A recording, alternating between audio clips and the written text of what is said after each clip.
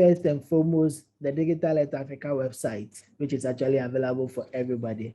So at the Digital Health Africa website, please, can you see my screen? Yes, Edward, sir.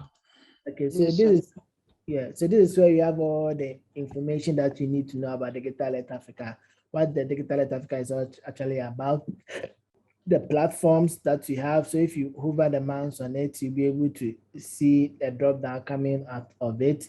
And you also have the activities. So if someone publishes a blog that the person wants to, that we want everybody to see, we normally put it at this end. So we have the blogs, we have the events, we have the insight reports, we have gallery, we have presentation, and we also have brand and promotion. Also, if you go to the Get Involved section, so we have the contact and we have the careers also available. So going to the Digital Health Africa main platform actually gives you access to the detailed information on what the platform actually does and also some of its resources. If you scroll down, we have the general information on it. Then it also gives you ideas on areas that you can actually use Earth observation to work on in relation to water resources and flood, agriculture and food, urbanization, land degradation, and coastal erosion. Then it also talks to you about the resources and the impact stories. So if you have an impact story or if you have used this platform to do a case study and you want us to share it with the whole wide world, normally you bring it to this side, and if you go to the activities and the blog session, you'll be able to see a lot of information around those areas. So when I click on the blog, you notice that a lot of people around the African continent has actually provided a lot of blogs that tells us on how they're actually using the Earth observation data within their area. And one of the good thing about this is it also gives you the insight to also know how to also apply it within your region. So as you can see, we have some like the monitoring urbanization in the Gulu city, Uganda. So if you open this book, it actually gives you the process on how the person actually did it and the information behind the monitoring. We also have something like the rising lakes in the Rift Valley in Kenya, the water extents, and there are a lot of stories available there. So not only are we happy to have these stories available, but if you also have a nice story that you think that you can use the platform resources, either you want to use the maps or the sandbox, you can, or even QGIS, it will be, because to access the APIs, you can actually use this session, then you post it here for everybody within the continent to know what you're actually using your platform to work on. So with that, so if you have the chance, visit the digitalhealthafrica.org site. You actually have a lot of information available to you, and you can get more information on that also. The next one that we want to talk about is the learn.digitalhealthafrica.org. So we are not just giving you the data source or the resources, but we also want to help you to be able to utilize the platform. So Digital Health Africa has actually made it possible for you to have access to the learn.digitalhealth.africa.com. So .org. Within the platform, right now we have only 2 courses available. One is in English and one is in French. So we are not leaving no one behind. We also want everybody within the continent to be able to utilize it. So when you visit the learn.digitalhealth.africa.org,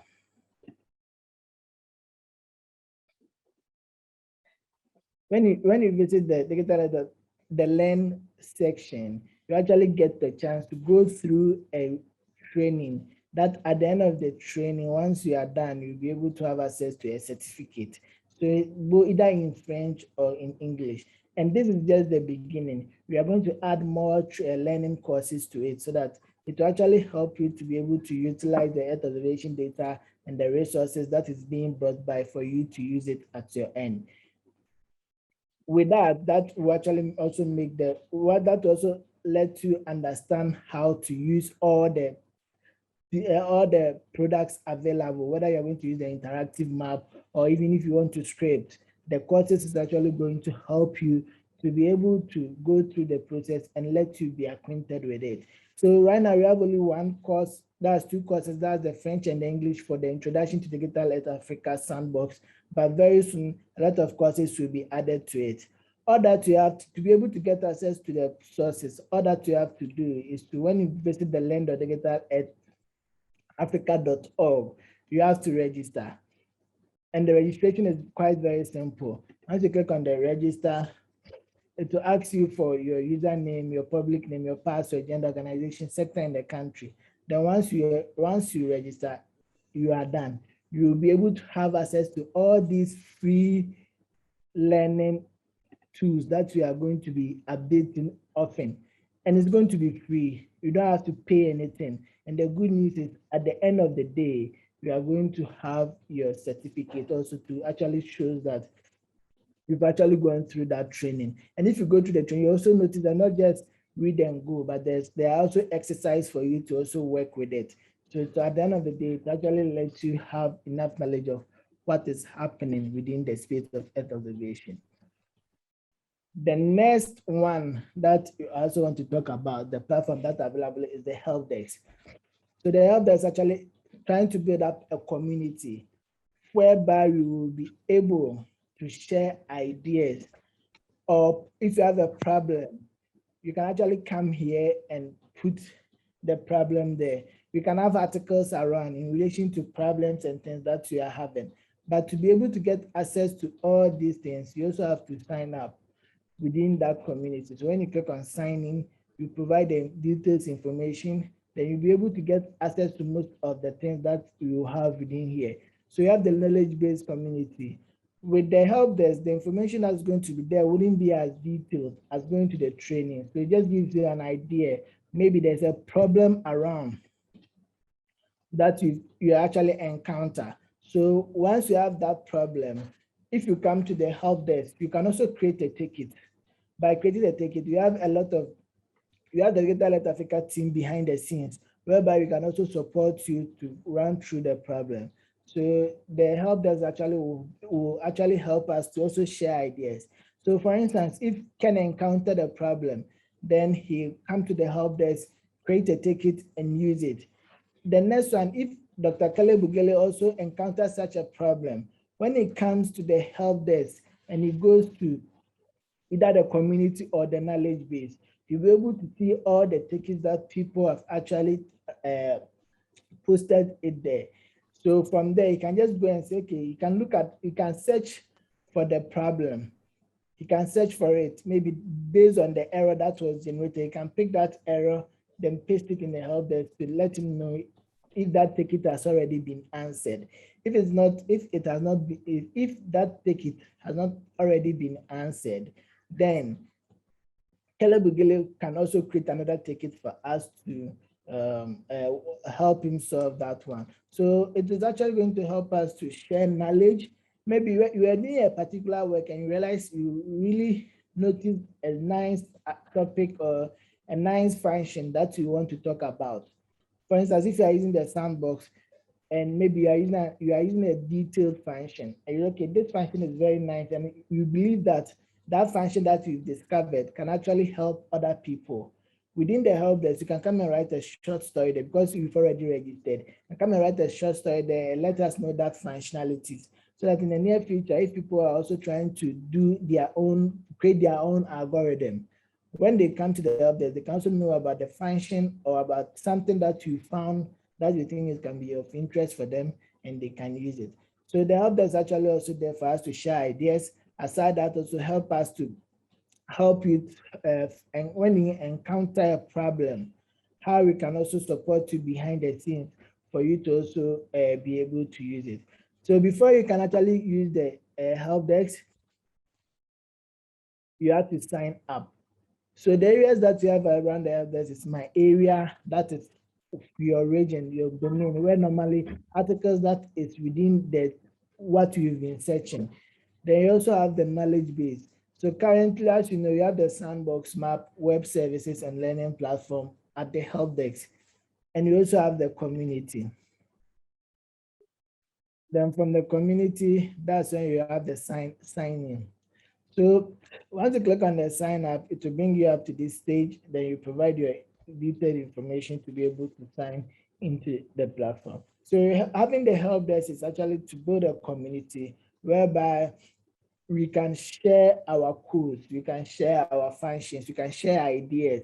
If you have any problem, you can create a ticket and someone will pick it up and help you to be able to solve that bug or problem that you've encountered. So this is also one of the services that Digital East Africa has also provided for us within Africa to use it, to be able to utilize all the resources, especially the Earth observation data that has been provided for us within the continent. The next one is the docs, the document, Digital Earth Africa documents. All the data sets that we have within the platform, we have provided all the detailed information on each document that we have on the platform. So if you use the docs.digitalearthafrica.org, you are going to see all these informations, such as the data and the services. So you have the data specifications, we have the direct access, how you can actually have direct access to the data set. You know, right now, if you want to have access to the data set, normally you have to either go through the sandbox or the maps.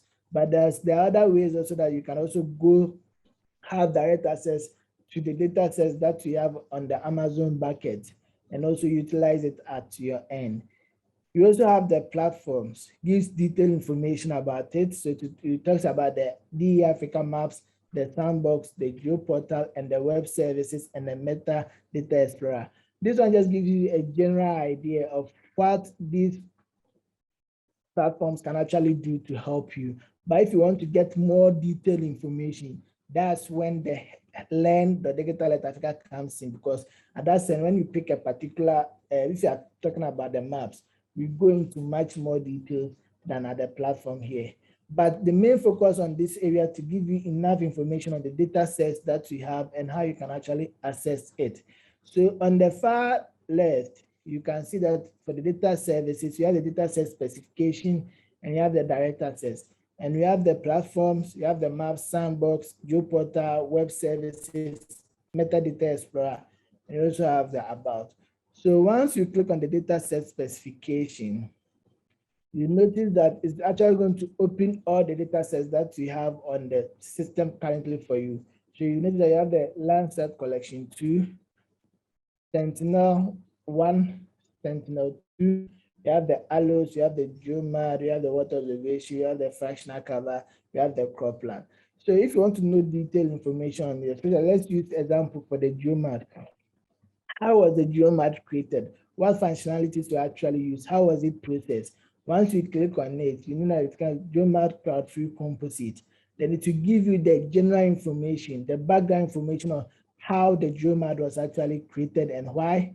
Then the specification, the tool that was combined to create the GeoMAD. So right now you have GeoMAD for Sentinel and Landsat and Landsat 5 and the Landsat family. So you have the GeoMAD for it. Then we also talk to you about the process and how it was actually done with the algorithm behind the scenes. So if you want to know more details about all this information, once you go to the document section, you're going to have all these images. For another one that I also talk about is the surface reflectance, the Landsat Collection 2 Level 2 surface reflectance. If you want more information on it, once you load it up, you get the background information. Someone might be interested. So how is the processing of the Landsat collection actually done? So once you open here, then you click on the processing section. It just give you an idea of how it is being done. Then it just know how the level 2 was being done and where it was actually coming from. So it actually gives you those in-depth knowledge of the product that we have at there. And you'll be happy if you want more information on it, just visit the docs.digitalearthafrica.org and you actually get a lot of information on the data sets that we have. The next services that you also have is the explorer.digitalearth.africa. The Explorer works as the metadata information for all the data sets that we have. So if you want the metadata information, the Explorer actually is the best way for you to know all this information. So as you know, if you go to explorer.digitalearth.africa, the products, you're going to see all the products that we have with their codes actually located here. with their codes actually located here.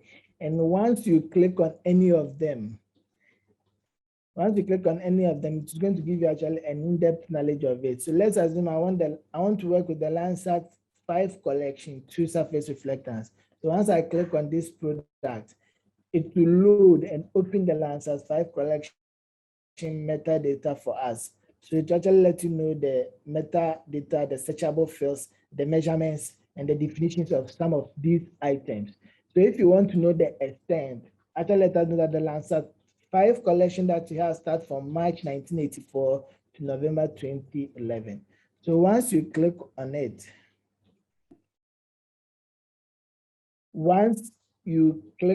it will give you the coverage area for you to actually know how the Landsat 5 collection coverage is.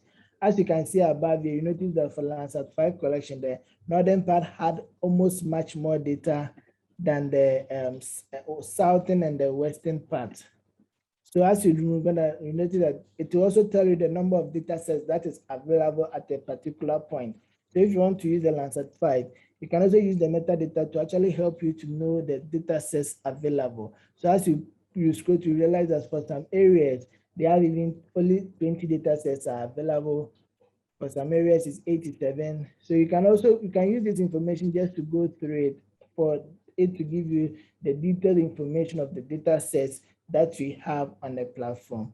If you also want to check for something for another product, instead of going back, you can just click at the top here, the top section, then look through the image that you want to work.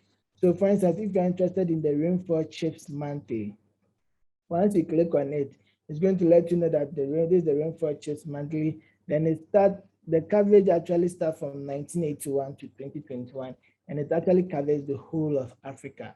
You can actually go into it deep details by clicking on a particular year. So for instance, if you're interested in the year 2021, once you click on it, it actually let you know, okay, so this is the year 2021, and to give you all the months. So that as we speak now, we have up to September for the monthly chip rainfall data that is actually injected into the platform. So that is also for the Explorer. The next service is the Sandbox, which actually helps you to actually do more do more calculations to the data sets that we have. And once you are able to go through the learning platform, it actually takes you through how to work with the Sandbox and also develop an algorithm for the area of interest that you want to work with. Within the Sandbox, there are already existing tools that has been created, existing notebook that has been created. So if you go to the real world examples, you can actually have all these notebooks created for you already. So depending on what you want to do, is you just pick that particular notebook, tweak it, and work with it. At the end of the day, to just give you the results. The notebook are not just there for only the functionality, but background information is also given on the notebook, so to give you a fair idea of how the notebooks actually work. So using the Sandbox, the already existing notebook can also give you an idea. You can just pick some, tweak it up, and use it for the area of interest that you also want to work with. And the Sandbox actually gives you the capacity to actually do more calculation on the data sets that is being provided from Digital Earth Africa, which are all of them are all free. The next one is the maps. The maps actually also help us to visualize most of the data that we currently have on the platform. So with the maps, you don't need to do much calculation. Just click, add, and there are already existing tools that have been provided, such as the differences and also to create a storyline. So within the maps, if you go to the Explore Map Data section, we have all the data sets that we've actually gone through from the Explorer. All of them are actually covered also at this section. If you click on the satellite imagery,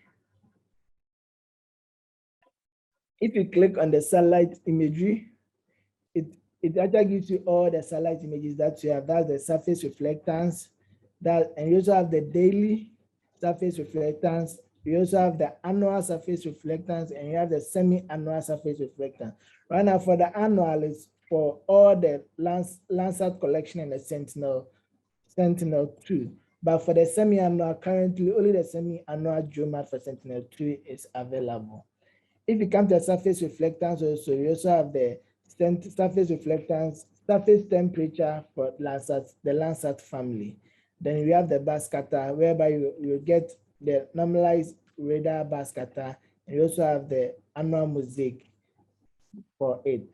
Under the surface water, you have the daily surface water, the annual surface water, and you have the all-time surface water also as a product within the platform. If you come to agriculture, you have the provisional cropland extent map. Currently, we have the eastern, western, and northern. Very soon, the Sahel and the southern part of Africa, all of them will be ready for you to have the cropland extent for a particular year, which we have is 2019.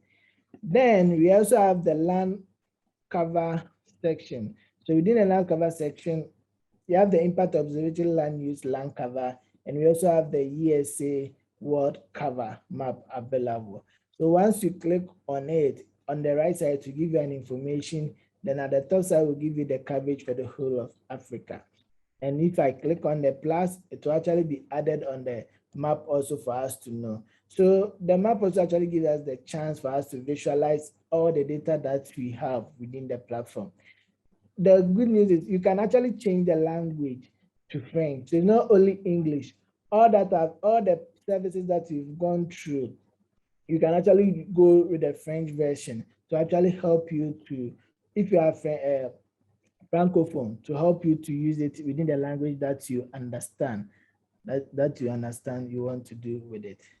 Then the next service that I also want to talk about is the GeoPortal. Very soon, most of the data sets that we are using within the platform will also be available on the African GeoPortal for you to use it if you are using Esri platforms and you want to also utilize the data sets that we have. You can also use the African GeoPortal to work with it. Then lastly, it's our YouTube channel. We have a lot of channels on Twitter. We have a Twitter, we have LinkedIn, and we also have the YouTube channel. So most of the activities that is going on the platform, if you visit the Digital Health Africa YouTube channel, you actually get to see all those activities that is actually ongoing, the webinars, some of the training sessions, some of the discussions. So if you go there, you're actually going to see all of them here, and it will actually give you abreast and let you be abreast of whatever is actually happening in the direction that Digital Health Africa is actually going. So these are some of the services or the platform that Digital Health Africa has actually developed to actually help us to make use of the Earth observation data that is actually provided for us. And we are not only looking at one language, but we're also looking at generally the language that is being dominated within the African continent, that's English and French. I think very soon the other languages will also be added to it. And we want us to make, that's why most of these data are available to us freely to use it at our end. And I hope that what we've just gone through will actually help us all to visit these sites, play around with it, and generate information out of it. And together, we'll be able to utilize this platform to be able to use it to monitor the African continent. Thank you, everybody. Thank you, Edward.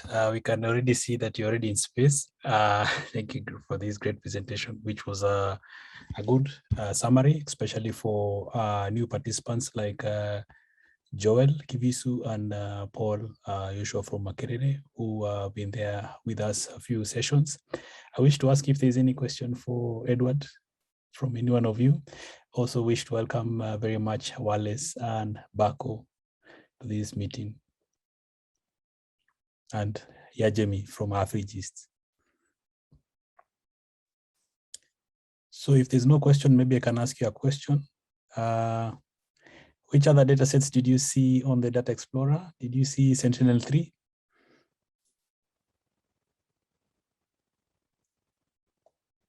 At least silence means you saw it. Victoria? No, I didn't see Sentinel. Thank you. I was seeing who was alert in the workshop. Thank you so much. I didn't see it also. Is it already there? Yeah, Lemson 9 is launched, but I don't know if it's already collecting data. It's already collecting data, but we've not put it in the Data Explorer. So I was just checking if all of you are alert, other than those ones in a different time zone. Otherwise, it will be added later at some point. So we currently have Sentinel-1 and 2 and the Landsat family.